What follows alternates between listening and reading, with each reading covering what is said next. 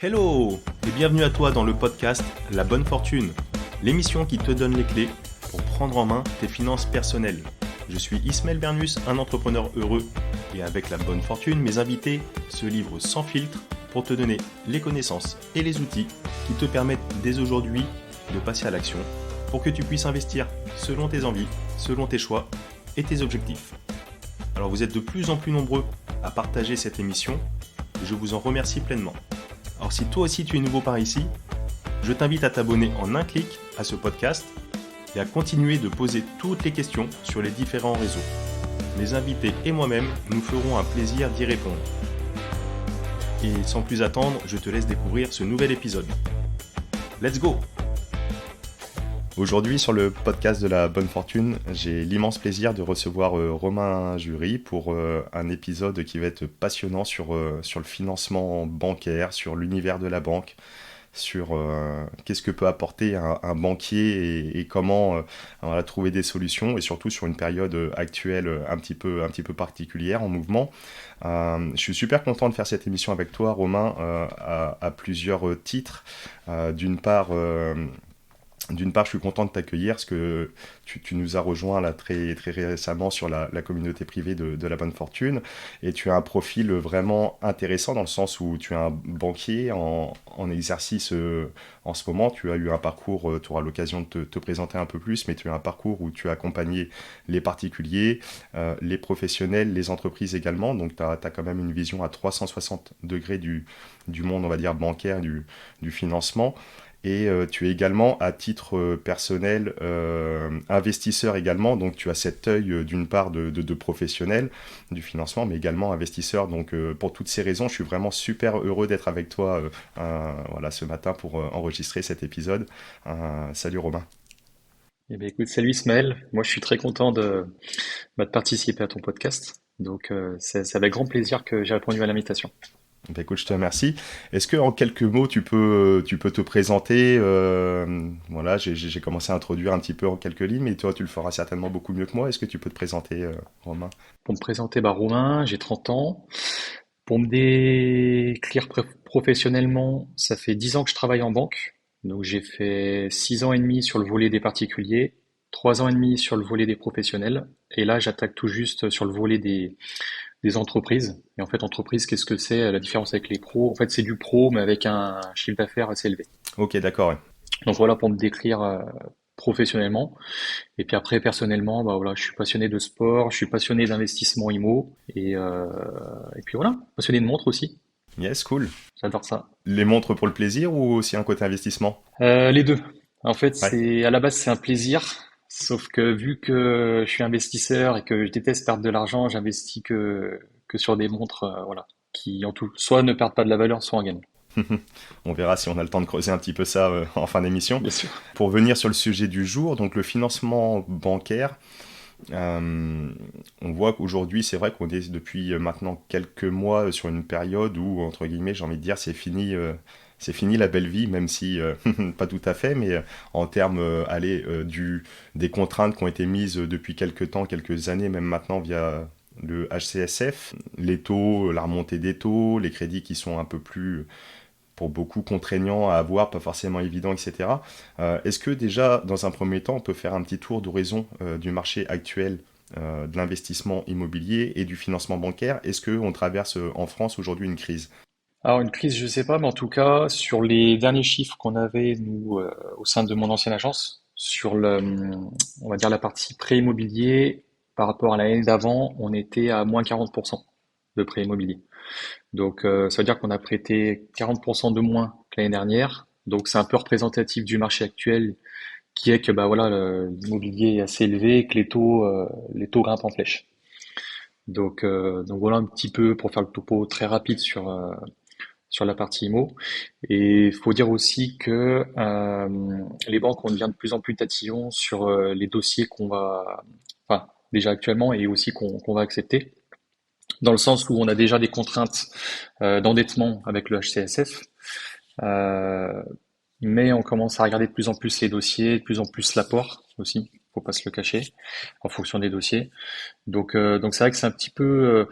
Moi, j'ai jamais connu de hausse de taux. Je travaille en banque depuis 2013, donc là c'est tout nouveau pour moi. Donc voilà, c'est tout nouveau, Ouais, c'est un peu spécial. J'ai toujours connu que des baisses, donc là il y a des hausses. Forcément, ça baisse la capacité d'emprunt des personnes qui souhaitent emprunter. Donc c'est particulier, on va dire.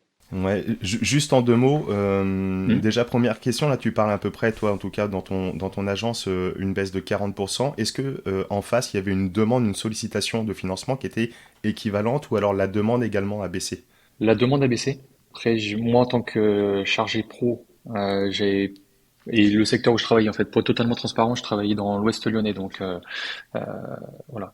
Pour avoir échangé avec mes clients qui étaient agents IMO, il y avait aussi une grosse baisse de la demande des particuliers en fait sur les achats. Principalement, c'était les achats de terrain. En fait, ça fait peur aux gens tout ce qui est achat de terrain, construction. Mhm. Pour dire, on n'en a pas fait énormément cette année, enfin énormément par rapport à l'année d'avant.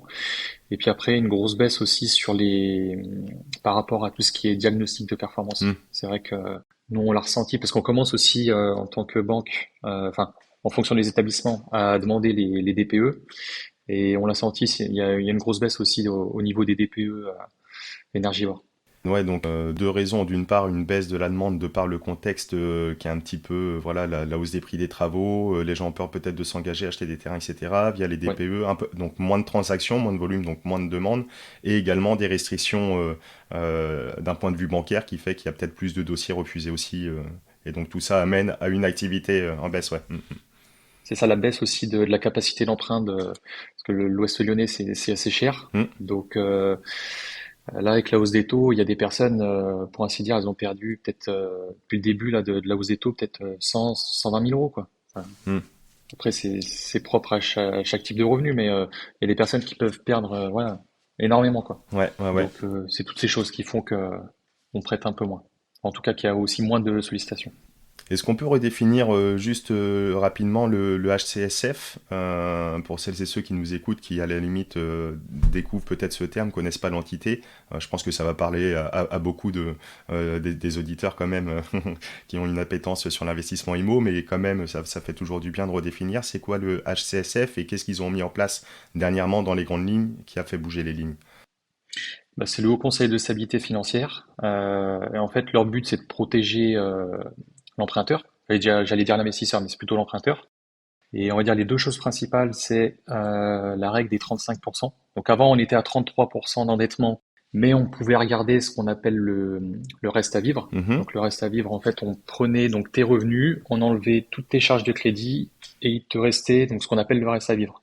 Donc avant, on était à 33, mais si on avait un bon reste à vivre, on pouvait monter à 35, 39, 40. J'ai déjà même vu des dossiers à 45%, où en fait les personnes gagnent 10, 15 000 euros, donc c'était pas gênant. Maintenant, c'est 35%, peu importe le reste à vivre. On peut déroger, mais à hauteur de 20%. C'est-à-dire, si sur son dossier, on peut en déroger 20.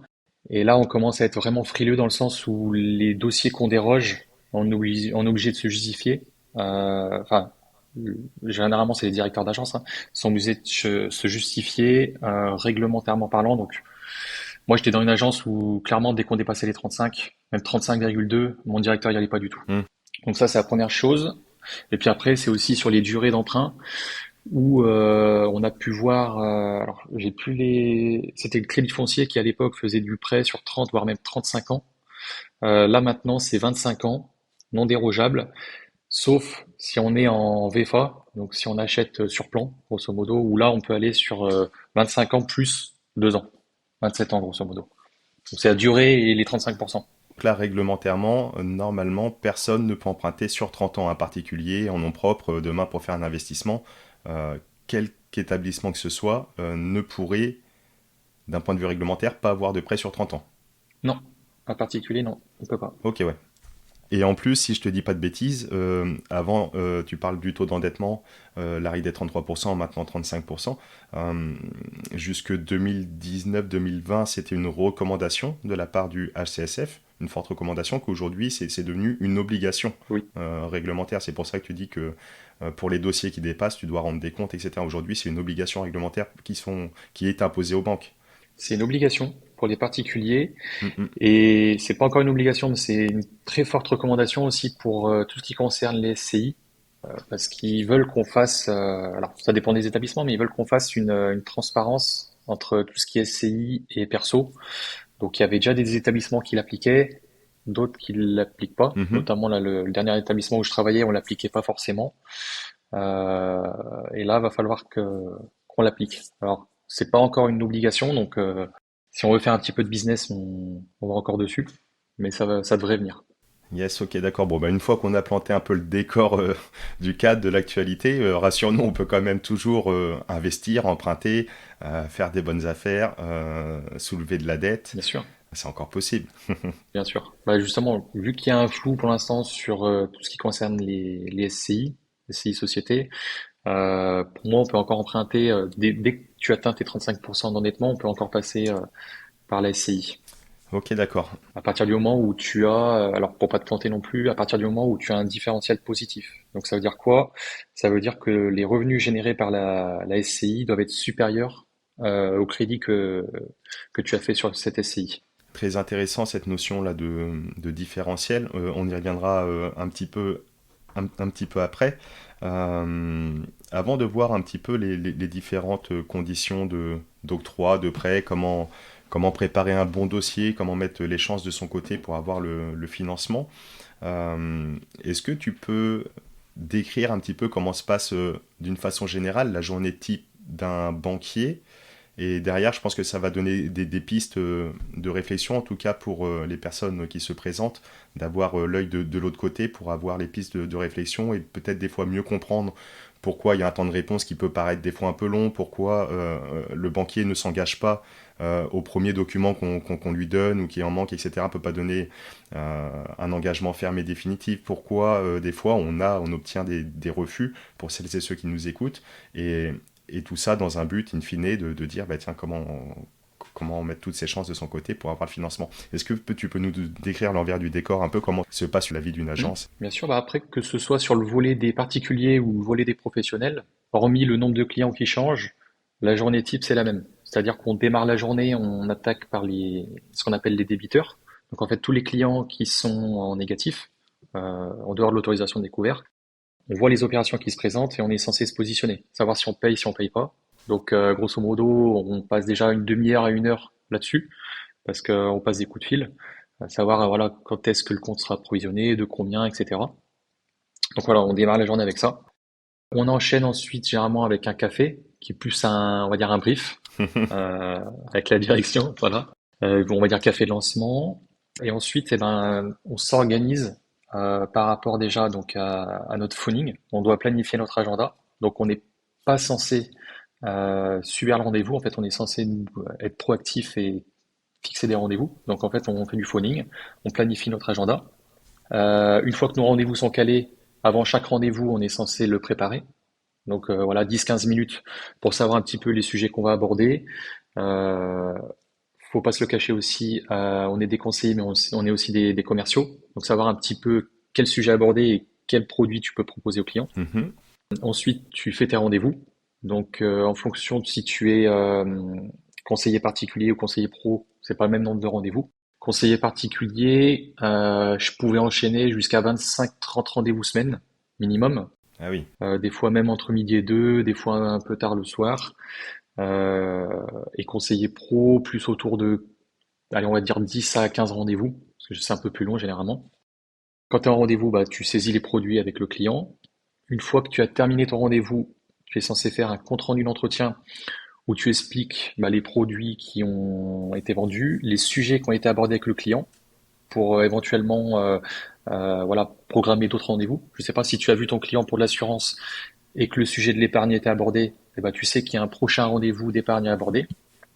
Et puis après, des petits détails, je sais que ça, les commerciaux purs le font.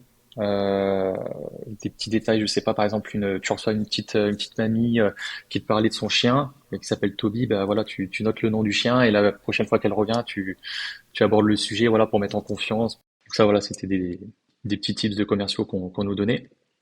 Une fois qu'on a fait tout ça, tous nos rendez-vous, il y a aussi au travers le traitement des mails. Faut pas se le cacher, les mails, on en a de plus en plus, énormément même. Faut Ouais, pas dire, on est énormément pollué, donc ouais, ouais, ouais. Je crois qu'en 10 ans de banque, j'ai jamais été à jour sur ma boîte mail. J'ai jamais eu ma boîte mail avec zéro mail. C'est impossible. Et j'ai jamais vu quelqu'un avec une boîte mail zéro. Qu'est-ce qu'on a d'autre? On a tout ce qui est appel téléphonique, pour lesquels on a un taux de décroché minimum, qui varie en fonction des banques, hein, mais en règle générale, c'est entre 70 et 90% de taux de décroché. Au travers, on a aussi le montage des dossiers, que ce soit des dossiers, voilà, des prêts conso, des prêts immobiliers, des prêts professionnels. Et en plus de ça, on a tout ce qui est formation et e-learning, parce qu'on a beaucoup de formations réglementaires. Hmm. Notamment, on en a deux grosses où on doit être formé à peu près entre 30 et 40 heures par an. Plus après toutes les petites formations. Donc voilà un petit peu pour faire le topo, tout ce qu'on fait à la journée sur des semaines théoriques de 35 ou 38 heures. Super intéressant parce que c'est vrai que le client aurait peut-être potentiellement tendance à se dire bon allez je suis la priorité du moment, j'ai que ça à traiter, c'est pas grand chose, pourquoi il répond pas, ou des fois, enfin pourquoi il y a un peu d'attente, alors qu'au final, bah, derrière, comme tu l'as évoqué, vous avez des journées déjà préprogrammées, déjà bien remplies. En plus, d'une façon générale, allez, un conseiller particulier dans les agences dites classiques, hein, les grands groupes, a un portefeuille client de quel volume à peu près, il y a combien de clients par conseiller, grosso modo? Ça dépend, mais moi par exemple, mon dernier poste sur le volet des parts, qui était assez développé, que j'avais assez développé, on était quasi à 1500 clients. Euh, Donc en fait, par tête? j'ai par tête, ouais, Ah oui, par par tête. personne. Moi j'étais à 1500, un chargé patrimonial, je crois qu'il était entre 800 et 1000. Et oui. Et les particuliers, ça pouvait être entre 1000 et 1005. Moi, j'avais vraiment un gros portefeuille, mais déjà au moins 1000 clients, 1000, 1002. Ouais, ouais, bien sûr. Bon, même si on imagine facilement que sur ces 1000 clients, il y en a beaucoup qui sont juste là, qui demandent jamais rien et tout se passe très très bien, mais quand même, ça fait quand même, enfin, de l'extérieur, ça me paraît quand même un très très beau volume avec une belle charge, ouais. Mm. Bah, comme je te disais, ouais, j'enchaînais les rendez-vous des fois même entre midi et 2. Le matin, des fois, je venais à 7h30. Le soir, tu repars à 18, 18h30. Donc, ça fait quand même des grosses journées. Et moi, à la fin, enfin, c'est vrai que c'est compliqué d'avoir de la conscience pro à ce niveau-là quand tu es autant chargé parce qu'ils suppriment des postes de plus en plus. Mais à la fin, voilà, je disais clairement aux clients, tout ce qu'on a à traiter, on le traite en rendez-vous. Et en dehors, je peux pas, j'ai pas le temps. Donc, c'est vrai que quand tu te faisais polluer par les mails, bah, c'était compliqué, quoi. Bah, d'où l'importance, on le dit, on l'entend quand même, allez, ça paraît aujourd'hui une évidence, dès lors qu'on a un projet d'investissement, euh, de préparer en amont son dossier, d'envoyer les mails, que tout soit prêt, toutes les pièces jointes, les pièces administratives, de faire un dossier vraiment carré, le plus carré possible, aux petits oignons en plus, pour vraiment expliquer, détailler, donner l'envie. Mais même sans avoir un truc qui soit vraiment très très punchy, qui donne envie, déjà au moins d'être à jour sur les pièces qui soient demandées, j'imagine que ça doit être horrible de recevoir allez, un mail, la carte d'identité, il faut relancer pour avoir les trois dernières fiches de paye, il faut relancer pour avoir le justificatif de domicile, Oui. etc. etc. Là, t'as déjà plus envie de travailler, j'imagine. C'est ça, et puis à la fin, moi j'avais des process où j'envoyais un mail au client où je lui envoyais carrément la liste des tous les éléments dont on avait besoin. Euh, Parce que c'est vrai que voilà, déjà on n'avait pas tous les documents, et puis ensuite le pire aussi, c'est quand tu reçois un mail par document. Donc tu as une fiche de paye, une deuxième, une troisième. Et moi ce que je conseillais en fait aux clients, on peut le faire tout simplement sur Google, enfin voilà, peu importe un navigateur internet. On peut fusionner des fichiers. Donc en fait, ça me faisait, je demandais un fichier pour les fiches de paye. Donc un fichier sur lequel tu avais les trois fiches de paye, un fichier où tu avais tous les avis d'impôt, un fichier où il y avait tous les tableaux d'amortissement, enfin etc. Mais ouais, on va dire, l'idéal c'est de privilégier un fichier par type de document. Ah ouais, super intéressant. C'est vrai que moi, pour en avoir fait beaucoup de dossiers, j'ai essayé de tout classer, comme tu le dis, par dossier, mais j'ai jamais pensé à ça, fusionner. Et ouais, c'est vrai que c'est intéressant. Tu réduis tout de suite le nombre, le volume, euh, le nombre de pièces jointes, quoi, que d'envoyer. J'ai une bêtise, 20 pièces jointes, ça te fait plus que 5, disons. Je donne un exemple, mais ouais, c'est intéressant. Ouais. Ouais. Après, c'est vraiment tout con, mais aussi nommer ses fichiers. Parce que on est amené en fait en banque avec toutes les problématiques d'écologie, en fait, à de moins en moins imprimer les documents. Là, mon dernier établissement, on avait une seule imprimante pour toute l'agence. Hmm. Donc à chaque fois, il fallait se lever, etc. Et on avait des quotas enfin, on commence à avoir des quotas de feuilles, etc. Donc du coup, on n'imprime plus les éléments et donc dans la mesure du possible, on a tout sur l'ordinateur. Donc c'est pour ça qu'on avait des fichiers qui étaient nommés scan 1, scan 2, scan 3, voilà. Moi, après, je m'amuse à les renommer, mais dans l'idéal, c'est de les faire passer avec voilà fiche de paye monsieur, fiche de paye madame, avis d'impôt monsieur, avis d'impôt madame. Comme ça, au moins, on sait où tous les éléments principaux sont. C'est tout con, mais ça nous aide énormément. Ouais, ouais, ouais. L'idée, c'est une fois encore, c'est de mâcher le travail, voilà, mâcher le travail du banquier pour pouvoir Exactement. faciliter son taf et lui donner encore plus envie de travailler et d'aller au bout du process de financement dans le cadre d'un investissement, voilà, d'une demande de crédit. Tant qu'on est sur le sujet de la demande de crédit, là, en particulier du dossier bancaire, qu'est-ce qu'il y aurait d'autre à voir que l'investisseur peut faire? Donc là, tu as évoqué synthétiser les documents, donc ça pour réduire le nombre de pièces jointes, ça c'est intéressant. Éventuellement déjà nommer les documents. Est-ce qu'on peut refaire un petit topo des documents demandés dans le cadre d'un investissement locatif? Allez, on va partir sur le cadre d'un investissement Ouais. locatif classique pour les particuliers. Bah déjà particulier, tout ce qui concerne le particulier, déjà tout c'est déjà pièce d'identité, justificatif de domicile. Donc voilà, dernière quittance ou taxe foncière, peu importe, outil de propriété. Tout ce qui va concerner aussi la situation matrimoniale, savoir si vous êtes marié, si oui, est-ce qu'il y a un contrat ou est-ce que c'est en communauté. Le PACS, pareil. Qu'est-ce qu'on va avoir besoin en fait après tous les éléments? Bah, avis d'impôt, bulletin de salaire, tout ce qui concerne aussi les revenus locatifs, donc les 2044, enfin en gros les avis d'impôt pour les voilà les revenus nus, les revenus meublés, les baux éventuellement. Ça c'est pas mal quand on a les baux qui sont signés avec le montant du loyer. Ça fait un bon petit récap. Il faut les taxes foncières pour tous les biens que tu possèdes. Il nous faut les tableaux d'amortissement aussi. Donc moi, ce que je fais généralement, je fusionne en fait tableau d'amortissement et taxe foncière pour chaque bien. Ok. Comme ça, au moins, c'est clair et succinct. Qu'est-ce qu'on demande d'autre? Là, on a fait un peu le tour. On peut demander éventuellement. Alors, si c'est un investisseur particulier, on ne demandera rien d'autre. Si c'est un investisseur qui est professionnel, on pourra demander tout ce qui concerne ses sociétés. Donc déjà un organigramme, savoir s'il a une ou plusieurs sociétés. Et après, s'il en a plusieurs, bah, les bilans de ces boîtes. Et après, concernant le financement, bah, le compromis, les devis travaux. Si c'est un contrat de construction, bah, le contrat de construction. Si c'est un contrat d'archi, l'architecte, les assurances décennales, etc. Tout. Ok. Et oui, j'oubliais aussi moi ce que j'aime bien voir et ce que je fais surtout. Donc déjà, au-delà de l'organigramme, j'aime bien avoir une fiche patrimoniale. Donc fiche patrimoniale, c'est un document qui fait généralement une ou deux pages, sur lequel on a un récap de l'état civil, donc savoir si on est locataire, propriétaire, si on est marié, célibataire. Ensuite, on a nos revenus, donc les revenus générés donc par notre salaire si jamais on est salarié ou notre société, les revenus locatifs, donc un petit onglet revenus. Ensuite, un onglet sur tout ce qui va être les charges. Donc les charges, ça va être tous les crédits qu'on a en cours, avec le capital restant dû, les durées restantes, parce que ça aussi on s'amuse à chaque fois. Et ensuite un récap sur tout le patrimoine déjà IMO qu'on peut avoir. Donc pareil, la valeur du bien, la date et montant d'achat, avec capital restant dû, etc. Et tout ce qui concerne aussi le patrimoine financier. Donc là, patrimoine financier, c'est un récapitulatif, parce que voilà, maintenant on est de plus en plus multibancarisé, donc on a de l'épargne un peu à droite, à gauche. Donc simplement récapituler bah, l'épargne disponible qu'on a, l'épargne bloquée, je pense notamment à tout ce qui va être par exemple les PEA, les plans épargne entreprise. Euh, et moi je le vois aussi de plus en plus, et je le fais sur mes fiches, des personnes qui peuvent avoir bah, par exemple des montres de luxe. Euh, c'est des objets qui sont entre guillemets assez liquides, donc faut pas hésiter à l'indiquer. J'ai des clients aussi qui indiquent les voitures de collection qu'ils peuvent avoir. Mhm. Voilà, des petites 205 GTI ou une Porsche.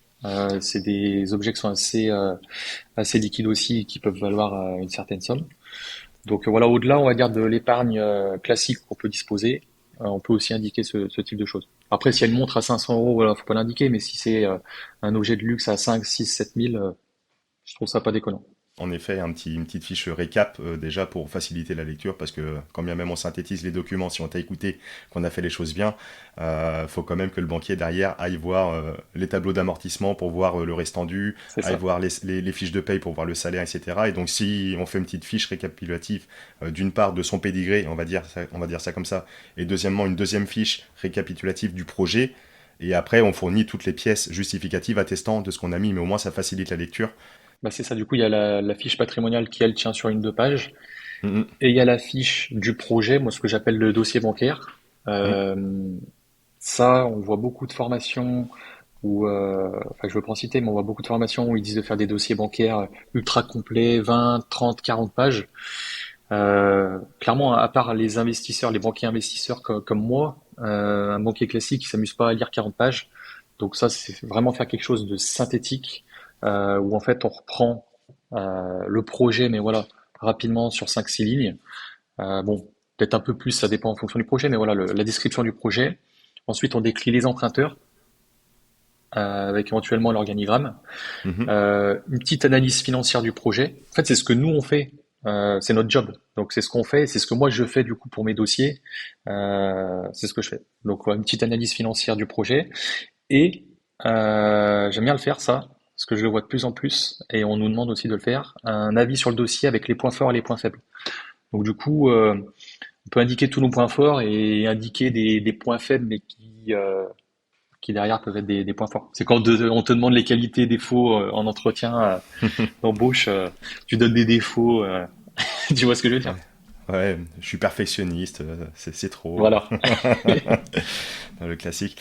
Ouais, bah super. Bah écoute, déjà merci, merci énormément Romain pour tout ça. Est-ce que à tout hasard, tu vois, je te l'ai pas demandé avant, mais tu aurais toi déjà des templates peut-être prédéfinis pour éventuellement pouvoir transmettre aux auditeurs qui nous écoutent, qui seraient intéressés, d'avoir une vision à peu près d'un dossier peut-être complet, d'un exemple de dossier. Est-ce qu'il serait possible d'avoir un template et de le mettre à disposition? J'ai fiche patrimoniale, ça je peux Hmm. éventuellement te le faire passer, le mettre à disposition. Après tout ce qui est concerne les dossiers, ça je le fais plus sur mon activité, sur ma SASU. Ouais, bien sûr, ouais, Vu que ouais, ouais. c'est mon job, voilà, je le fais plus sur ma SASU. Bien sûr, ben, avec grand plaisir pour la fiche patrimoniale et puis pour les dossiers projets.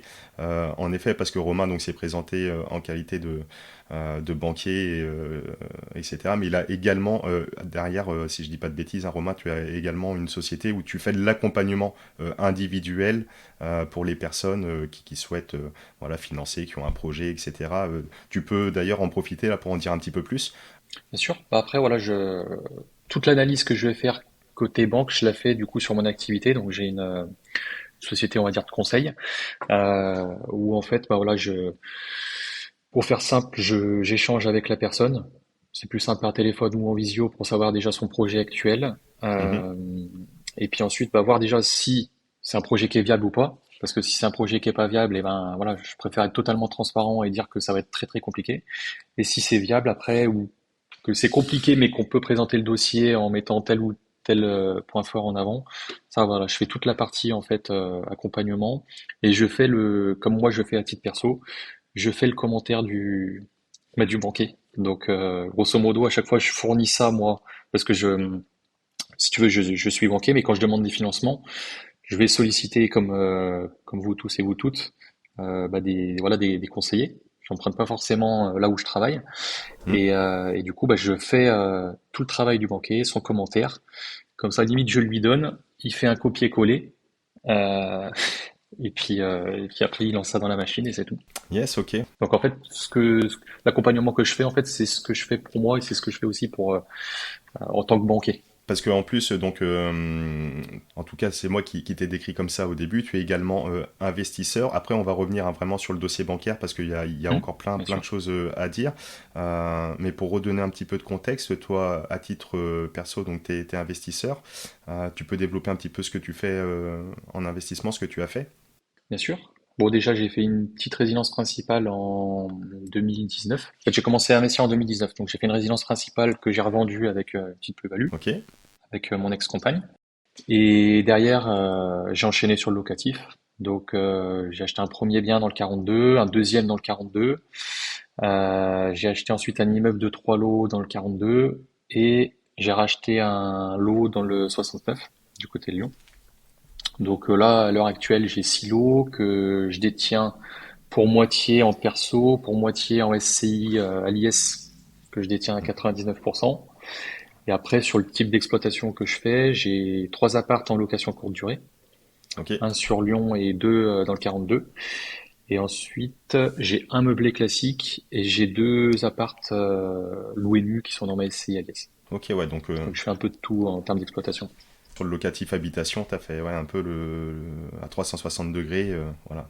En nom propre, en société à l'IS, en meublé, en courte durée, C'est en ça. nu. Et puis même là, j'ai du coup la société sur laquelle je pratique les coachings aussi, c'est aussi une société de sous-location pour des problématiques LMNP, LMP.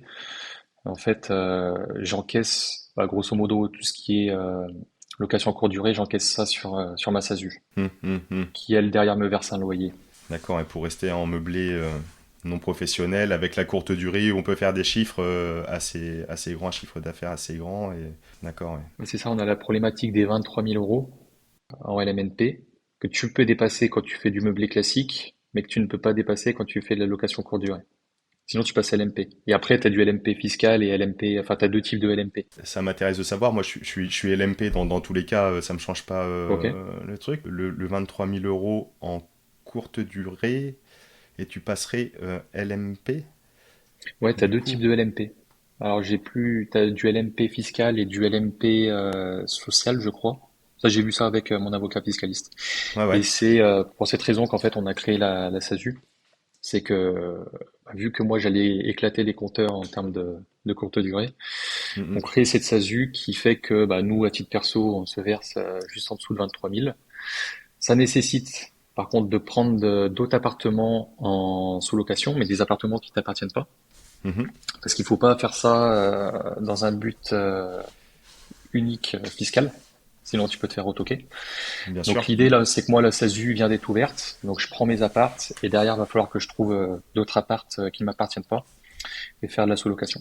Ok, d'accord, ouais, super intéressant. Mais tu vois, d'où l'importance de, encore une fois, se faire accompagner par des professionnels dès lors qu'on souhaite aller un petit peu plus loin, voilà, mixer un petit peu les différents types d'activités, de se faire accompagner par des professionnels, des avocats, etc., etc. Tu soulignes encore une fois l'importance d'être bien entouré pour éviter de faire des bêtises et quelques années après se faire retoquer. Je prends ces quelques secondes pour te remercier d'être fidèle au rendez-vous du podcast de la bonne fortune. Vous êtes de plus en plus nombreux à l'écouter et à le partager, et ça me fait chaud au cœur. Le podcast de la bonne fortune, c'est une émission gratuite et disponible pour le plus grand nombre. Du coup, je te remercie de bien vouloir prendre quelques instants précieux afin de mettre une évaluation sur Apple Podcast, Spotify ou la plateforme de ton choix. Ça fait plaisir aux algorithmes et ça me permet de continuer à recevoir des invités inédits et exclusifs. Et si tout comme Vanessa, Sylvain, Charlotte et d'autres, tu souhaites aller plus loin et être entouré d'investisseurs au mindset ambitieux et bienveillant, tu peux, en fonction des places disponibles, nous rejoindre dans la communauté privée de la bonne fortune. Maintenant, place à la suite de cette émission. Bah écoute, merci pour cette petite présentation, en tout cas sur tes investissements, voilà, à titre perso pro. Pour revenir sur le sujet du financement, donc on a fait un petit tour d'horizon sur le dossier bancaire, comment le préparer au mieux, donner envie aux banquiers de travailler avec et de nous financer. J'imagine que toi, tu conseillerais peut-être aux investisseurs, dans tous les cas, que ce soit un dossier facile, qu'il soit finançable ou non, peut-être de faire le tour des banques, peut-être pour négocier les meilleures conditions, etc. Ou alors vraiment plutôt à l'inverse, prendre le contre-pied et d'essayer de nouer une relation de confiance avec sa banque, avec son banquier avec qui on a l'habitude de travailler, pour éventuellement travailler dans le temps. Moi, je serais à titre perso plutôt d'avis sur cette deuxième solution, mais j'y vois une grosse problématique, c'est que les conseillers bancaires changent très souvent, très régulièrement, peut-être 2 ans, 3 ans, 4 ans, et il y a un turnover fou. Donc pour construire une relation dans le temps, avec sa banque, son agence peut-être, mais avec son banquier c'est compliqué. Comment toi tu verrais les choses, qu'est-ce que tu pourrais conseiller? C'est ce que je fais moi déjà à titre perso, c'est que je préconise déjà le partenaire de confiance. Donc, mais par contre, je traîne pas. C'est-à-dire que je signe un compromis le mardi. Le mercredi, je suis chez mon conseiller de confiance, déjà pour avoir un premier jet. Et en fonction de sa réaction, si je vois que il est très chaud Et ben voilà, j'attends un petit peu sa décision.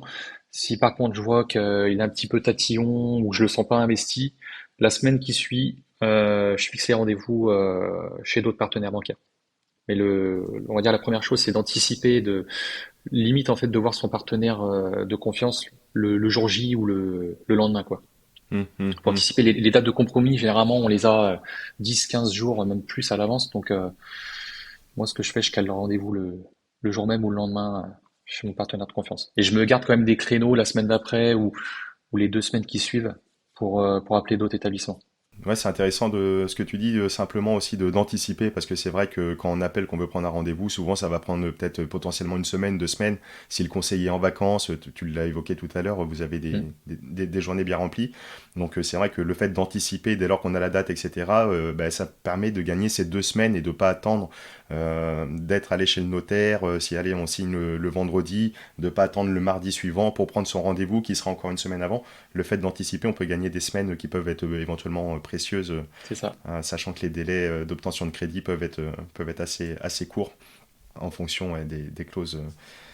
Ok, donc en un, on privilégie son partenaire de confiance, et en deux, si ça traîne un petit peu, etc., on anticipe et on part tout de suite sur d'autres horizons. Ouais. Ouais. Voilà. Puis quand je dis ça traîne, c'est voilà, c'est dans les 15 jours, maximum 3 semaines. Parce que généralement les compromis, on a euh, moi ma notaire à chaque fois, elle me dit tout le temps 2 mois et c'est tout le temps moi qui fais prolonger 3 ou 4. Mhm. Mais ouais, on va dire on a entre 2 et 4 mois pour trouver un financement. Sachant qu'une fois que tu as vu le banquier, voilà, il y a le montage du dossier, voilà, il présente ça à la garantie si c'est une société de caution ou à sa direction si c'est une hypothèque PPD. Il y a les assurances aussi emprunteurs. Il peut y avoir un délai si jamais tu as des soucis de santé. Et après, il y a les délais d'édition, les délais de décision si ça part aux engagements. Donc, mis bout à bout, un dossier, ça peut aller très vite, mais ça peut aller très doucement aussi, en termes de décision et d'édition des offres. Ouais, tout à fait. Ouais. À titre perso, j'ai eu le cas, comme je te disais en amont de cette émission, sur un beau projet, comme je le dis, j'ai eu un financement en 2 appels, 2 mails et 2 jours.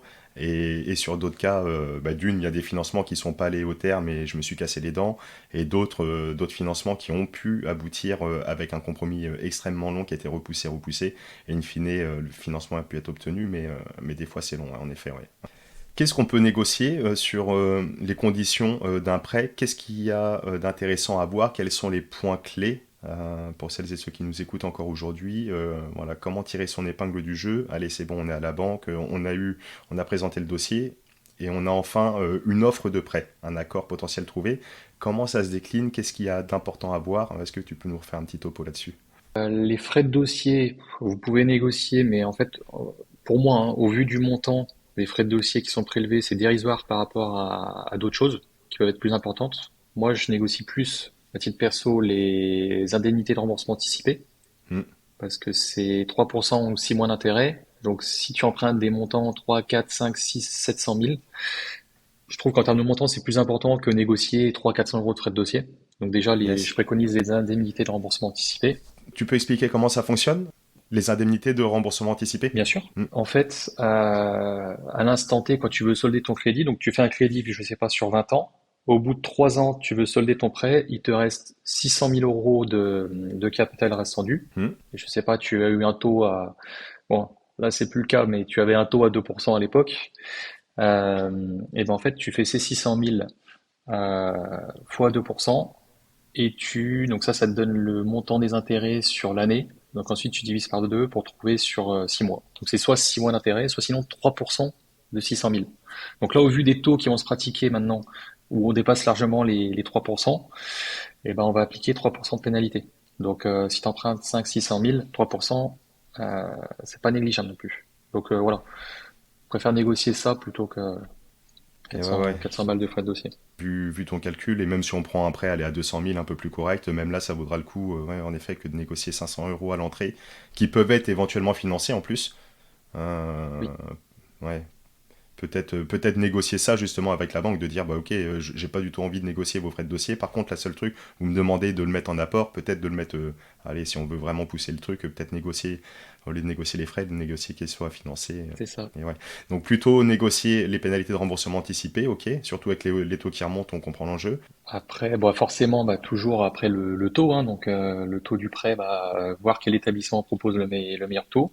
Et puis après, qu'est-ce qu'on peut négocier d'autre? Oui, ça peut être assez important en termes de montant, c'est l'assurance emprunteur. Donc assurance emprunteur, généralement la banque propose l'assurance, ce qu'on appelle l'assurance groupe. Donc c'est l'assurance de la banque. Mhm. Donc il y a certains établissements qui savent que on peut passer par une assurance externe. Donc elles peuvent, voilà, on peut négocier l'assurance emprunteur. C'est-à-dire que moi, mon ancien établissement, je ne vais pas le citer, mais quand on savait qu'on était pas très compétitif, on faisait un mail à notre assurance en disant, voilà, notre client commence à nous parler d'une assurance externe, qu'est-ce que vous pouvez faire? Et des fois, on avait du 5, 10, 15%. Et oui. Donc l'assurance emprunteur. Sachant que c'est pas une obligation de prendre l'assurance de la banque, mais il y a enfin, il y a des banques qui peuvent dire, voilà, on fait le prêt, par contre, vous prenez l'assurance emprunteur chez nous. Donc, c'est pas obligatoire, mais Réglementairement, c'est pas obligatoire, mais d'un point de vue commercial, voilà, vu que la banque reste décisionnaire, l'investisseur, l'emprunteur a tout intérêt de jouer le jeu de la banque, quitte à revoir après, parce que sachant que l'assurance emprunteur, c'est pareil, il y a une réglementation qui a pas mal évolué ces dernières années. Maintenant, on peut changer tous les ans, sans restriction, etc. C'est ça? c'est ça. Avant, tu pouvais le faire uniquement la première année, Oui, et maintenant, tu peux le faire toujours la première année et à échéance de ton contrat annuellement. ouais, ouais, ouais. Donc c'est assez simple. La seule condition, il y a une condition, c'est que tu sois couvert aux mêmes garanties. Donc, même garantie, ça veut dire, voilà, si tu es couvert à 100% en décès, PTIA, IT, ils rajoutent même maintenant tout ce qui va être maladie du dos, maladie psychologique. Mm, mm. Mais ça, les assurances externes, maintenant, c'est compris dedans. Donc, Je discutais il y a 2 semaines avec un ami assureur. Et lui, donc, fait de l'assurance comme ça, mais externe, hein, il fait pas de financement bancaire. Et il disait justement que des fois, il se retrouvait coincé parce que certaines banques, j'ai plus le nom, mettaient obligatoirement, enfin obligatoirement, en tout cas poussé vers proposer l'option perte d'emploi, donc chômage. Des fois, il rajoutait cette option entre guillemets gratuitement, il l'a proposé en geste commercial au client, et comme ça, ben, ça bloquait le client pour justement repartir dans d'autres établissements, parce que tous ne proposent pas l'assurance chômage.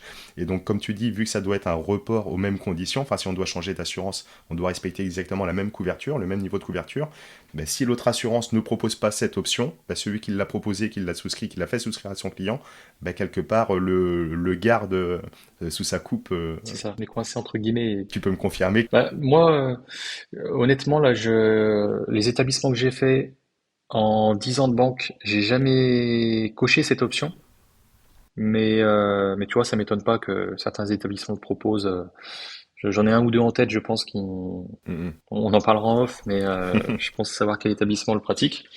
Mais ouais, ça me choque pas. Et après, forcément, hein, c'est un coût énorme. C'est pour ça qu'en fait, je l'ai jamais proposé. Enfin, je le propose, mais quand tu vois le coût que ça représente, j'ai aucun client qui m'a jamais dit je veux cette option. Ouais, ouais, ouais. Et forcément, si tu veux aller à la concurrence et ajouter cette option, c'est ce qui te coûte un bras, donc ça ne vaut pas la peine. Ouais, bien sûr, ouais. Sur l'assurance emprunteur, justement, tant qu'on est dessus, pour les investisseurs, allez, encore une fois, hein, dans un point de vue investissement, pas forcément résidence principale, mais à la limite, pourquoi pas, tu pourrais donner ton avis aussi. À ton sens, il est intéressant de se couvrir de quelle manière? J'imagine que tu vas me dire, ça dépend de quel âge on a, quelle situation, salarié, pas salarié. Mais est-ce que tu peux donner les deux, trois grandes lignes qui, à ton sens, paraissent assez cohérentes pour dire bah, plutôt partir sur cette voie ou cette voie? Déjà, chose chose à laquelle les clients ne pensent jamais, c'est les quotités. Les quotités d'assurance, en fait, c'est la part d'assurance pour chaque investisseur. Donc, Mhm. si par exemple, on part un dossier tout simple, tu es en résidence principale, euh, on peut assurer voilà 50-50, 100%, 100%. Et là, à l'heure actuelle, où ça peut jouer en termes de coûts, les couples, hein, il y en a un qui gagne, je sais pas, 70% des revenus du foyer et un autre qui gagne 30%. c'est pas déconnant d'assurer celui qui gagne 70%, on l'assure à 70% et l'autre à 30%. Eh oui. Ça veut dire quoi? Ça veut dire que si celui qui gagne le moins reste survivant, le prêt est soldé à 70%, donc, et bah, du coup ça fait beaucoup moins à reprendre pour lui. Donc déjà, je préconise de regarder la quotité et surtout en fait, de la prévoir à ton dossier et d'y avoir pensé avant de voir ton banquier, parce que c'est un gain de temps. Mhm. Et après, en type de couverture, pour la résidence principale, on assure pour tout, c'est-à-dire en décès, perte totale et irréversible d'autonomie. Donc ça, c'est quand tu es dans la capacité d'exercer une activité, et que tu as besoin d'une tierce personne pour exercer les actes de la vie. Je sais pas, voilà, te laver, etc. Et en plus, pour la résidence principale, l'IT. Donc tout ce qui est incapacité de travail, soit temporaire, permanente, totale, voilà. Et produit locatif, c'est pas déconnant. Moi, c'est le cas à titre perso. Pour le locatif, je suis assuré qu'en décès et perte totale et irréversible d'autonomie. J'ai pas tout ce qui est incapacité. Pourquoi? Bah parce que voilà, c'est pas moi qui paye le crédit, c'est mes locataires. Ouais, tout à fait, ouais. Ok, ouais. Vu que tu as le revenu en face des loyers, t'as pas besoin de pousser aussi loin. Par contre, pour ce qui est résidence principale, vu que t'as pas de revenu en face, là, tu te couvres sur une perte de salaire, quoi, en gros. Ah bah là, perte de salaire, et puis quand on voit aussi voilà, ce qui peut t'arriver si jamais t'as un gros pépin, la Sécu, elle te couvre, c'est dérisoire hein, le montant qu'elle te paye tous les mois. Donc, si derrière t'as pas une bonne assurance emprunteur, que t'as pas éventuellement une garantie des accidents de la vie, Hmm. ça va être très compliqué de payer ton prêt. Tu fais bien de d'évoquer ça, on va digresser 2 secondes. Justement, est-ce que tu peux préconiser, toi, à titre perso, de prendre des garanties annexes, le cas échéant? Je vais te prendre mon exemple concret, parce que c'est vrai que tu l'as dit, les banquiers, vous êtes avant tout des commerciaux, et quand mon Mm. banquier m'appelle et me propose une assurance, etc., je sais jamais si... entre guillemets, il veut vraiment mon bien, ou alors s'il veut juste vendre du contrat pour faire son chiffre. Euh, on m'a proposé là dernièrement, et chose que j'ai pris, une assurance supplémentaire en cas de décès. Ça, je l'ai fait vraiment sciemment en cas de risque de décès, en cas de risque fiscal, sachant que j'ai une activité LMP. Si demain je suis amené malheureusement à décéder, l'activité s'arrête, donc le bien est remboursé, c'est cool. Par contre, ça fait un résultat exceptionnel qui sera fortement taxé via, on va dire, la société, entre guillemets. Ok. Et donc, mes héritiers vont hériter de cette imposition euh, quasi confiscatoire, et donc seraient obligés de vendre le bien, mais ça serait même pas forcément une très très belle opération parce que c'est tellement, ça peut monter tellement haut. Et donc, par rapport à ça, en discussion avec mon banquier, on a pris une assurance externe supplémentaire qui vient pour couvrir ce risque, on va dire, de fiscal. Mais d'une façon générale, pour des cas peut-être plus classiques, pas forcément des personnes qui sont en loueur meublé professionnel, mais monsieur, madame, tout le monde qui emprunte une résidence principale ou un peu d'investissement, est-ce que tu pourrais Ouais. conseiller, oui ou non, de prendre des assurances en plus? Ça, c'est des prévoyances généralement. Tu as des prévoyances, Hmm. tout ce qui va concerner la partie perso, on va dire plutôt quand tu es salarié, et prévoyance, toi, je pense que c'est ce que on t'a proposé, prévoyance professionnelle, quand tu Hmm. es à ton compte professionnel LMP. Donc après, à titre perso, tu as deux gros types de prévoyance. Tu as de la prévoyance décès, donc c'est-à-dire Mhm. que tu prévois un capital versé à tes proches en cas de décès. Donc ça, bah, on le préconise. Après, c'est pas forcément obligatoire. Et sinon, tu as de la prévoyance, tout ce qu'on appelle garantie accident de la vie. Moi, je l'ai à titre perso. Pourquoi? Parce que je suis sportif, parce que de temps en temps, je rigole un petit peu et voilà, je sais pas trop me servir de mes 10 doigts, donc il peut m'arriver des choses. Et en fait, voilà, garantie accident de la vie, ça peut te couvrir soit déjà sur un montant, si jamais il t'arrive quelque Mhm. chose, mais ça peut aussi te couvrir sur tout ce qui est assistance. Donc assistance, je pense notamment à moi, cas typique d'une collègue, 3 enfants, qui s'était cassé la malléole. Et ben voilà, t'as une assistance par exemple pour emmener tes enfants à l'école, t'as une assistance pour les plateaux repas, t'as une aide ménagère qui vient chez toi pour te faire le ménage, ton repassage, etc. Donc Mhm. c'est pas obligatoire. Après, chacun fait ce qu'il veut. Moi, j'en ai une garantie accident de la vie. Parce que je suis sportif, parce que voilà, je fais du sport 7 jours sur 7. Donc, s'il m'arrive quelque chose, je sais pas, je tombe ou je suis tout seul. Si on me percute pas, par exemple, en voiture, euh, si c'est pas lié à l'assurance d'habitation, Mhm. ni au travail, Mhm. bah moi, en tout cas, je l'ai prise. Merci ouais, pour cet avis, parce qu'en effet, ouais, c'est pas obligatoire, chacun voit midi sa porte, mais c'est bien d'avoir vraiment l'œil euh, de l'intérieur en étant détaché, parce qu'encore une fois, le banquier, quand il nous appelle, qu'il veut nous vendre des produits, on sait jamais trop si c'est vraiment intéressant, pertinent pour notre situation, ou s'il veut vraiment faire du chiffre.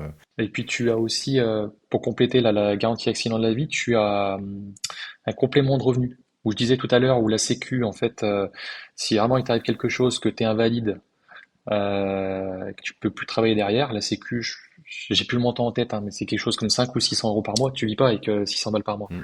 Donc là, tu as un complément de revenu avec cette garantie accident de la vie. Ok, d'accord. Et vraiment, allez, pour finir là-dessus, à titre d'exemple, les coûts de la garantie versus ce qu'on peut avoir, grosso modo, donner une échelle.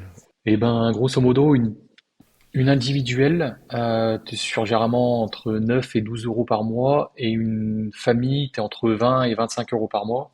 Sachant que, voilà, si t'es monsieur, madame, un ou deux enfants, bah, du coup, ça revient, je sais pas si c'est 20 euros pour quatre personnes, ça revient à 5 euros par personne. Ok, ouais, ouais, donc ça vaut le coup pour des petits montants quand même de se couvrir, ça peut valoir le coup en effet, ouais. Pour revenir sur les conditions de prêt après cette digression sur l'assurance emprunteur et puis les assurances annexes, Hmm. donc on a fait le tour un petit peu de l'assurance, donc de ce qu'il y avait à négocier, les indemnités de remboursement anticipées. Qu'est-ce qu'il y aurait d'autres choses à voir sur l'offre de prêt d'une façon générale? Pour l'offre de prêt, après, il n'y a pas grand-chose de plus, hein. L'offre de prêt, une fois que tu as fait les frais de dossier, les pénalités de remboursement anticipé, le taux, La garantie? bah, la garantie, oui, tu as la garantie. Ça, généralement, les banques sont commissionnées quand elles passent par une société de caution. Donc, elle présentera ton dossier, pas d'office, mais quasi d'office, si tu es salarié à une société de caution. Si par contre tu es indépendant, chef d'entreprise, euh, les sociétés de caution, en fait, font vraiment que du particulier, enfin beaucoup de particuliers. Donc, elles aiment pas passer, enfin, elles aiment pas quand c'est des professionnels, elles refusent. Donc, généralement, quand on a un indépendant, on passe directement par un PPD hypothèque. Et quand on a des investisseurs avec des très gros encours, pareil, on sait que les sociétés de caution, elles aiment bien les trucs classiques avec la règle des 35%, donc on privilégie le PPD hypothèque. Après, le PPD hypothèque, le coût est plus important, bien évidemment, Mm. et il y a des frais de levée d'hypothèque ou de PPD le jour où tu rends, Eh oui. si tu n'as pas remboursé ton prêt intégralement. Il faut aussi en tenir compte. Eh ben, tu vois, ça m'amène tout de suite à la question de la communauté. Donc, dans la communauté privée, il y a Charlotte qui est présente et qui me posait la question euh, est-ce que si on est engagé avec, on souscrit, on a une hypothèque en termes de garantie, est-ce que au cours de la vie du prêt, on peut changer avec un financement enfin, une garantie par caution, type crédit logement ou autre? Est-ce qu'on peut le modifier ça en cours de la vie du prêt ou c'est pas commun, ça a pas trop de sens ou Je l'ai jamais fait, et tu vois, au vu des, on va dire, bah, comme on l'a vu, c'est des agendas qu'on a, je suis pas sûr qu'un banquier puisse s'engager là-dessus, en tout cas le fasse en cours de prêt. et ouais, parce que c'est vrai qu'une caution c'est quand même plus flexible pour à la revente du bien, etc. On fait un peu plus ce qu'on veut, c'est plus simple. Ou si on doit, encore une fois, je vais prendre mon cas personnel, mais une acquisition d'un immeuble plusieurs lots, je fais une découpe, je revends un des lots tout de suite, mais vu que c'était sous hypothèque, j'ai dû faire une levée partielle, etc. Et ça a posé même souci, enfin pour le remboursement du prêt, tout ça, ça a eu un impact derrière. Donc peut-être que le fait d'avoir une caution, c'est plus simple, c'est plus smart, c'est plus facile pour l'investisseur. Donc si on peut privilégier ce type de garantie, c'est mieux. Mais si on n'a pas le choix, derrière, ça aurait pu peut-être paraître pertinent d'avoir la possibilité de changer en cours de route. Mais non, à ton avis, c'est trop chaud, trop complexe à mettre en place. Ouais. C'est trop chaud. Il y a des petites choses comme ça. Qu'est-ce que j'avais vu une fois aussi? Oui, changer en gros, conserver ton prêt, mais changer de bien. Pareil, il n'y a aucun texte, aucune loi qui dit que le bien doit être alloué, enfin le prêt doit être alloué à un bien. Mais en soi, j'ai eu une fois un cas où en fait les personnes avaient eu des gros soucis de santé. Mhm. Donc forcément, elles pouvaient pas partir sur un nouveau financement parce qu'elles étaient inassurables. Et en fait, ce qu'elles voulaient faire, c'était vendre le bien, conserver le prêt et racheter un autre bien. En soi, je m'étais voilà fait appuyer de mon service juridique dans nos offres de prêt. Il n'y a rien qui interdit de faire ça, mais après, en validation technique auprès des engagements, c'était refus d'office. Mhm. Mhm. Donc là, Pareil pour l'échange de garantie, je pense qu'il n'y a rien qui l'interdit, mais déjà en termes de décision, je suis pas sûr que ce soit accepté. Il faut déjà l'accord de la banque et l'accord en plus de la garantie. Bah écoute, on a fait un beau petit tour d'horizon. Euh, En deux mots, et on aurait pu peut-être commencer par ça. On entend aujourd'hui une notion qu'on n'entendait pas avant, qui reprend peut-être le taux d'endettement. Tu l'as sûrement expliqué de façon implicite tout à l'heure, c'est le taux d'usure. Le taux d'usure, à quoi ça correspond aujourd'hui et en quoi c'est une contrainte supplémentaire par rapport au taux d'endettement? Le but en fait du taux d'usure, encore une fois, c'est de protéger l'emprunteur pour pas que des établissements pratiquent des taux indécents. Là où c'était une problématique au tout début de la remontée des taux, c'est que le taux d'usure il se basait sur la moyenne des taux des 3 derniers mois.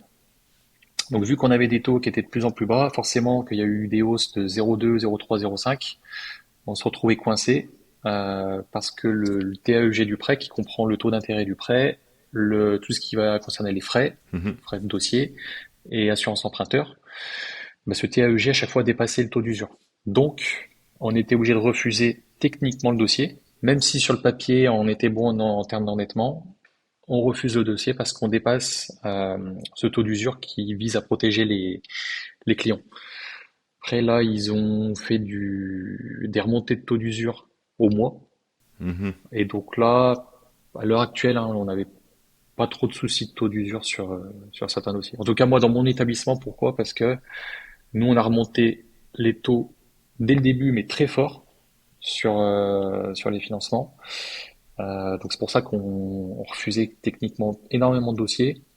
Et en fait, cette remontée des taux a fait que on n'était plus obligé de pratiquer des taux très élevés par la suite. Ok, ouais. Donc on était plutôt bien placé Ah, super intéressant, sur tu la vois, région. je découvre aussi encore une fois là comment ça fonctionne d'un point de vue technique derrière et pourquoi ça coince, vu que c'est lié sur les taux qui étaient appliqués les 3 derniers mois, forcément on est passé des taux de 1% à 3%, grosso modo, je dis.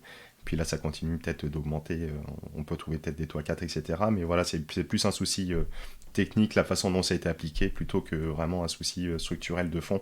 Et donc là, le taux d'usure, ça devrait se calmer un petit peu et en tout cas pas être le facteur qui bloque les personnes. Ouais. Mm. C'est ça. Pour rester sur l'endettement, tu évoquais donc la règle des 35%.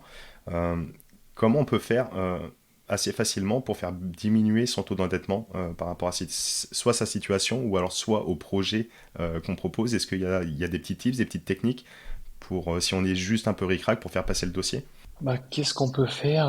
Parce que c'est pareil. Avant, on pouvait faire passer un dossier en assurance externe par rapport à l'endettement. Maintenant, les 35%, ça comprend aussi l'assurance externe. Hmm. Donc, on arrivait à tricher sur des clients où on avait 200-300 € d'assurance externe sur des gros montants, je parle. On faisait passer ça en assurance externe et du coup, on était en dessous des 35%. Maintenant, on doit retenir l'assurance emprunteur. Donc, on peut plus tricher avec l'assurance emprunteur. Non, pour moi, à part augmenter ses revenus de salaire ou ses revenus locatifs, Mhm. voilà, ou alors négocier des biens, enfin ouais, c'est soit on augmente nos revenus, soit derrière on diminue les charges, donc c'est-à-dire que on vient soit chercher des biens qui sont très peu chers avec la forte négo, ou alors on fait des remboursements anticipés par anticipation, ou alors aussi, je suis en train de le penser en direct là, en fonction des offres de prêt, il y a il y a des clauses de modulation. Donc des clauses de modulation qui généralement 1 à 2 ans après l'octroi du financement que vous avez eu sur un prêt, vous Mhm. pouvez moduler votre prêt à la hausse comme à la baisse. Dans certaines conditions, ça dépend, voilà, c'est propre à chaque banque, mais on peut augmenter la durée. Donc ça peut en fait baisser l'endettement, ça peut baisser un petit peu l'endettement momentanément. Par contre, ça augmente votre durée de financement et du coup le coût du crédit, les intérêts, etc. Le coût global, ouais, bien sûr. Mais ouais, ouais, le fait de jouer sur ces clauses, ouais, en effet, ouais, c'est une technique assez simple au final, ouais, ouais, et qui peut correspondre à toutes les situations. Ouais. J'allais dire c'est plus simple quand tu as une société de caution que quand tu as une hypothèque. Parce que l'hypothèque, elle court jusque 24 mois après la durée de ton financement. Mm. Donc du coup, si tu veux prolonger ton prêt de 36 mois, la banque, elle a 12 mois en blanc. Donc du coup, c'est soumis à accord de la banque. Alors que quand c'est une société de caution, ça couvre pour la durée du prêt, que ce soit prolongé de 1, 2, 3, 4 ans. Du coup, sur cette même esprit, donc toi, tu conseillerais, si c'est la personne un peu ric-rac, trouver des solutions peut-être pour solder les crédits conso, les crédits voiture, toutes les bonnes pratiques générales. C'est ça. Bah, de toute façon, ouais, crédit conso, c'est vrai que ça peut vite plomber l'endettement, dans le sens où les véhicules, généralement, on les finance sur 3 à 5 ans. Mhm, Donc, forcément, si tu prends un véhicule à 15-20 000 euros, bah, directement, ça te plombe ta capacité d'emprunt. Encore plus si tu es seul, euh, plutôt qu'à deux emprunteurs. mhm. Donc, ouais, les crédits conso. Après, les crédits travaux, mais alloués conso, enfin, la réglementation conso, il y en a qu'on peut faire sur 10 ans. Mhm. Et il y en a même qu'on peut faire, mais ça c'est encore soumis à accord de la banque, sur 15 ou sur 20 ans. Je l'ai déjà vu. Ok, bah cool, bah, écoute, ça fait voilà, un beau tour d'horizon sur ce qui est possible de faire, l'état du marché. C'est vraiment, ouais, vraiment très intéressant. Est-ce qu'il y a vraiment certains l'évoquent, mais il y a ce mythe du scoring bancaire où on serait fiché à la banque en fonction de nos habitudes, nos trucs. Il y a le bon élève qui épargne, l'autre qui est le mauvais élève qui dépense, qui a des agios de temps en temps ou qui est dans le découvert, etc. C'est ça. Parce que j'imagine que vous avez des systèmes automatisés où tu as le red flag là qui se déclenche, attention, il est passé en dessous, je sais pas quoi, etc. etc. Et ben ouais, en fait on a des cotations, des notations. Après c'est propre à chaque établissement, donc c'est soit des lettres, voilà, A, B, C, D, E, F, G, ou des chiffres qui vont de 1 à 10. Et déjà, en fonction de ta cotation, tu peux être dans la délégation de ton banquier ou hors délégation. C'est-à-dire que si tu as une bonne cotation, tu peux rester dans la délégation de ton banquier. Et si tu as une mauvaise cotation, eh ben, ça peut faire qu'en termes de montant, là je parle pas d'endettement, mais en termes de montant, tu peux sortir de la délégation et tu passes aux engagements. Donc Mhm. c'est pour ça que faut vraiment soigner la gestion de ses comptes. Et qu'est-ce qui peut faire baisser ou monter en fait cette cotation? Bah déjà, qu'est-ce qui peut la faire monter? Déjà, il faut épargner. Donc ça monte la cotation et aussi ça démontre au banquier que tu es en capacité d'épargner. Donc si jamais il y a un pépin sur ton bien ou autre, et ben voilà, l'épargne que tu mettais de côté, tu pourras la mettre dans ton bien.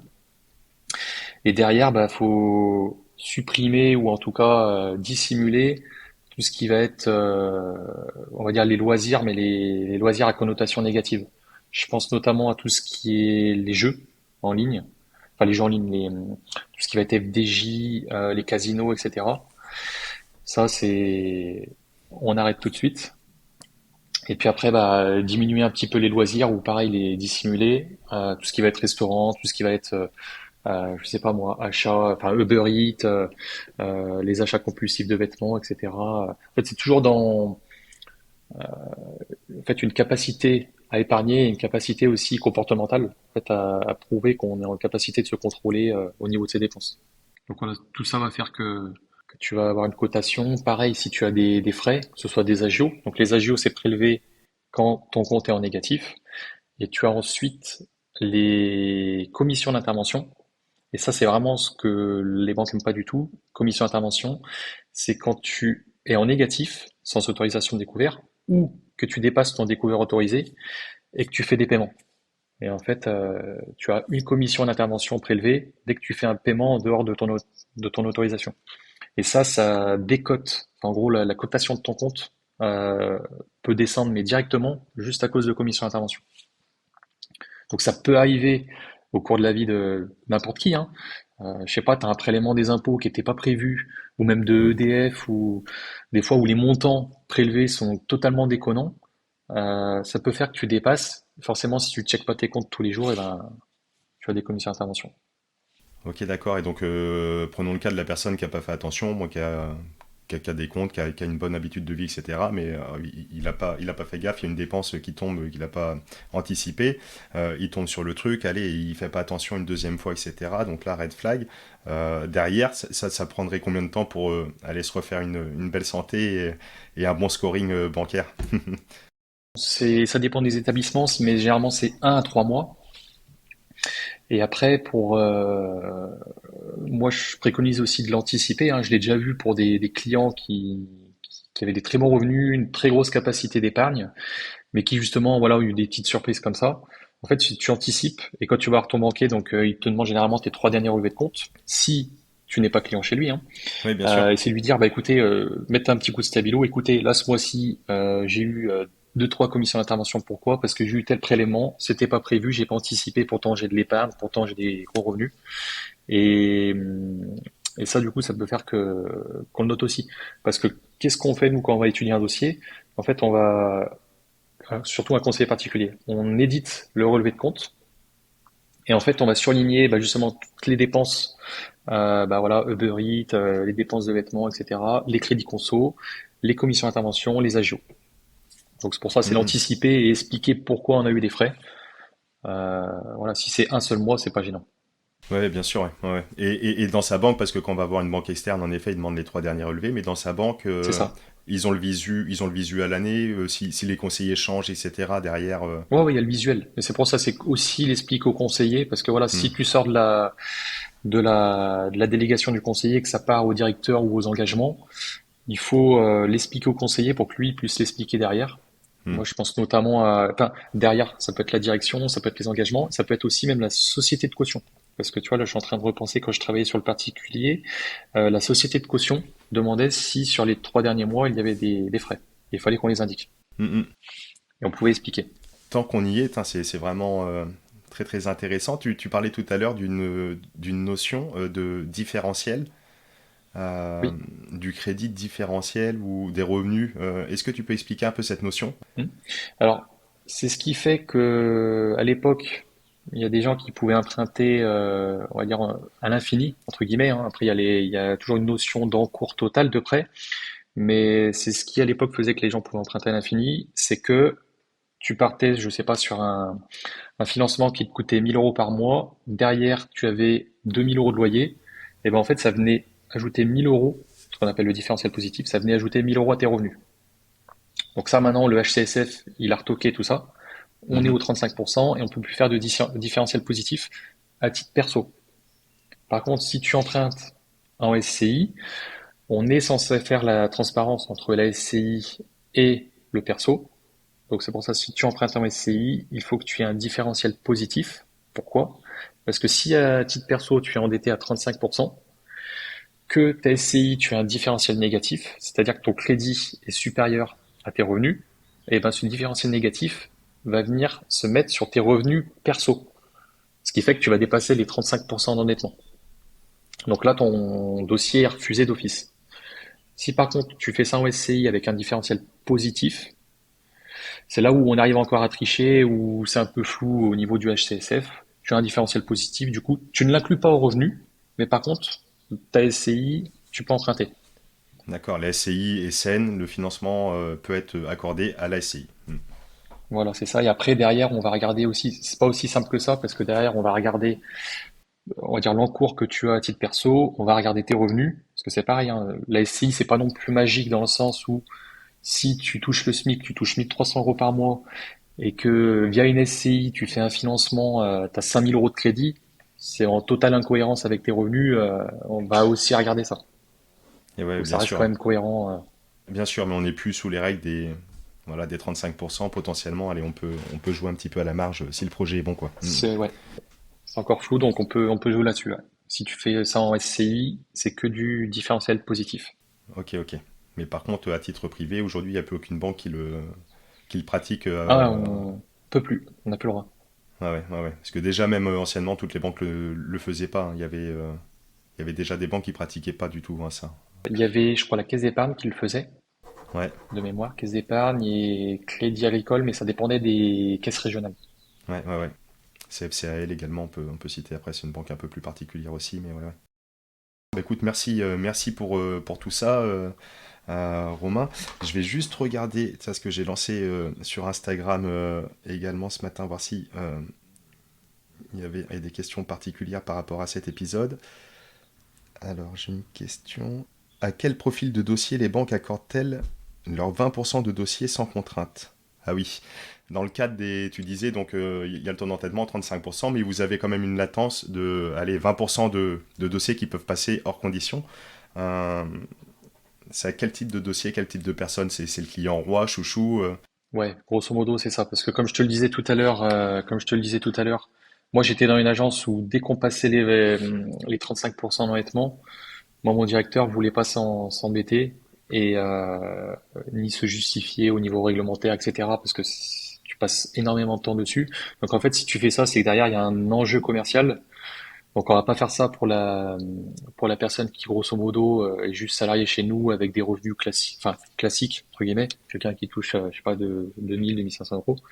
Par contre, si derrière voilà c'est le client qui est chez nous, qui est chef d'entreprise et qui a plusieurs SI, plusieurs sociétés, voilà, en fait on va regarder le PNB que génère le client Ouais.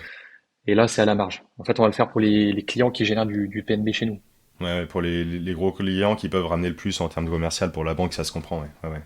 C'est ça, ou des salariés avec des très bons revenus et qui derrière aussi jouent le jeu avec nous. Parce que si c'est des gens qui ont des très gros revenus mais qui travaillent pas avec nous, notamment sur le volet, on va dire assurance ou épargne financière, des volets qui génèrent beaucoup de PNB pour la banque, Hmm. c'est pas la peine d'y penser. Ça m'amène justement, vu que allez, les auditeurs qui nous écoutent, comme toi également, Romain, sont des investisseurs, et donc on le sait d'une façon générale, les banques traditionnelles, sur tout ce qui est produits annexes, les assurances vie, l'épargne, etc., sont pas forcément les mieux positionnés en termes de frais, en termes de performance, etc. Tu le disais, on a tendance à être de plus en plus multibancarisé ou d'épargner vraiment à droite à gauche. Quelqu'un va voir sur une plateforme crypto, l'autre va avoir une assurance vie en ligne, l'autre, etc., etc. Donc ça, forcément, c'est du PNB en moins, comme tu le dis, pour la banque. C'est pas, j'imagine, très très bien vu à titre commercial. Qu'est-ce que tu peux préconiser comme équilibre pour être encore dans les petits papiers de son banquier, mais tout en étant voilà, multibancarisé pour être performant? Je préconise déjà l'assurance, tout ce qui est assurance prévoyance. Franchement, comparé à des assureurs, il y a plus forcément des grosses différences. Mhm. Il peut y en avoir hein, en fonction des activités, en fonction des véhicules, etc. Mais je préconise déjà toutes les assurances. Déjà une PNO, hein, une PNO, franchement à 5 balles à l'année, il n'y a pas de différence entre un assureur classique et une banque. Mhm. Donc déjà les PNO, c'est non négociable si tu l'as fait auprès de ta banque. Et après, tu fais tout ce qui est devis, assurance auto, assurance habitation.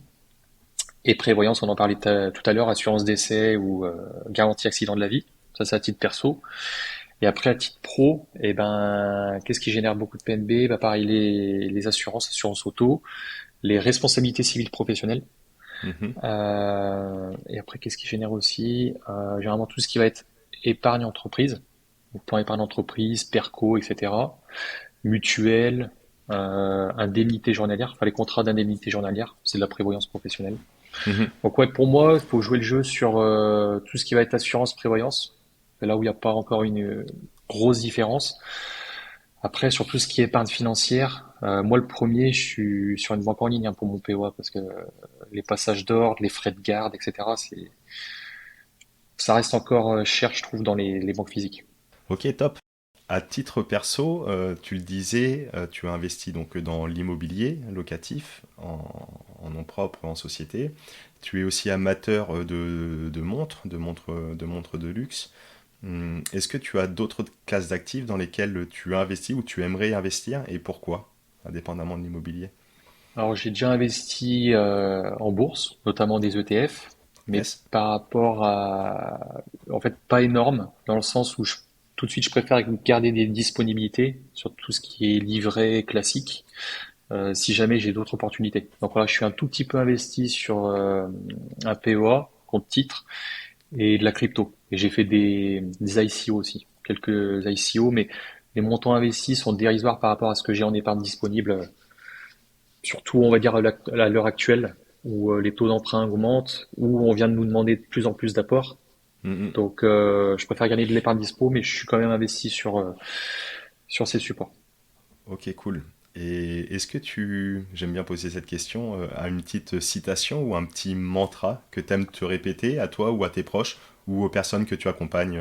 Après, moi, mon mantra, c'est assez perso, c'est dans le sens où je suis très famille, donc très famille, très ami, donc pour moi, c'est bien choisir son entourage. Alors forcément, la famille, on la choisit pas, mais moi, j'ai la chance d'avoir une famille qui me soutient sur mes investissements, sur mes travaux, voilà, qui m'aide, sur des fois quand faut dépanner sur les ménages de location courte durée, etc. Donc voilà, pour moi, c'est vraiment l'entourage qui est le plus important. Et pareil, après les amis, bah les personnes desquelles tu t'entoures, et ben notamment là depuis que je suis tombé, on va dire entre guillemets, dans la partie immobilier. C'est vrai que je trouve qu'on tombe sur des personnes qui sont très bienveillantes. C'est vrai que l'immobilier, l'argent en règle générale, c'est assez tabou chez les Français. Donc c'est vrai que quand tu en parles, on va dire dans ton entourage classique, tes copains d'école ou même tes collègues de travail, t'es vite perçu comme quelqu'un de, on va dire, prétentieux ou qui pense qu'à l'argent. Et du coup, moi, je m'entoure de personnes qui sont un petit peu comme moi, qui ont la même vision que moi. Et bah, déjà, tu te sens normal, entre guillemets, Tu te sens compris? et t'es pas jugé. Et puis, que la personne à qui tu parles est plus ou moins que toi, je trouve qu'en règle générale, il n'y a pas trop de jugement. Donc, vraiment, mon mantra, c'est l'entourage. Très, très important. Yes, yes, super. Bah écoute, pour toutes ces raisons, c'est encore une fois un plaisir de t'avoir au sein de la communauté privée de la bonne fortune. Et en effet, de s'entourer de personnes voilà, qui ont le même mindset, ça peut faire des différences énormes sur le long terme. C'est top. Pour celles et ceux qui veulent te retrouver, communiquer avec toi, travailler avec toi, être accompagnés, ils peuvent te retrouver sur Instagram, Ouais, c'est sur ça. quel réseau? Instagram, Romain Jury, tout simplement. Ok, bah, je mettrai encore une fois ouais, voilà, toutes les notes dans l'épisode. Romain Jury, Gury. Ouais, Jury, comme un jury. Ouais, tout à fait. Et donc parfait ouais, pour te retrouver. Et puis, bah, écoute, c'était en tout cas avec grand, grand plaisir d'avoir fait cette émission avec toi ce matin. J'ai appris plein de choses. Si je dois les résumer en quelques mots, encore une fois, le banquier est débordé, Oui, a énormément de choses à faire. Si on veut obtenir un financement, il faut mâcher le travail. Ça passe par un dossier bancaire béton. On mettra d'ailleurs un template, comme tu le disais, dans les notes de l'épisode pour la fiche patrimoniale. Ceux qui veulent un template pour une présentation de dossier peuvent te contacter encore une fois. Je retiens des petits tips intéressants, c'est synthétiser les dossiers via des outils en ligne, etc. pour fusionner un petit peu les PDF que d'avoir 3 PDF de tableau d'amortissement, de tout mettre sur un seul. Comme ça, on diminue le nombre de pièces jointes, d'avoir un dossier complet, de préparer une fiche de présentation de son petit gré, une fiche patrimoniale, de préparer une fiche de présentation du projet et de négocier ce qu'il y a à négocier et pas s'attarder sur les subtilités, voilà, et donner envie et de faire du commerce avec sa banque aussi, ça passe par là. c'est ça. Donner envie de travailler, enfin donner à la banque et surtout au conseiller de donner envie de travailler avec toi. C'est le principal. Ok, top. Bah écoute, merci pour tout, Romain. Merci à toi. Je te laisse avec grand plaisir le mot de la fin si tu veux conclure cette émission. Oula, le mot de la fin. Qu'est-ce que je peux dire? Si, bah quelque chose qui moi aussi m'a beaucoup aidé, c'est la lecture. La lecture, bah, j'ai commencé la lecture dans l'immobilier et maintenant la lecture sur le développement personnel, le mindset. Donc voilà, si je peux vous conseiller quelque chose, c'est de, on va dire, passer moins de temps sur vos téléphones, sur vos écrans et de vous instruire, de vous former. On évolue toujours. On a toujours à apprendre, surtout du moment où on quitte l'école. Et ben top, et merci pour cette magnifique conclusion, Romain. C'était un réel plaisir. Et à toutes et à toutes, je vous dis à très très vite pour une nouvelle émission. Ciao, ciao. Salut.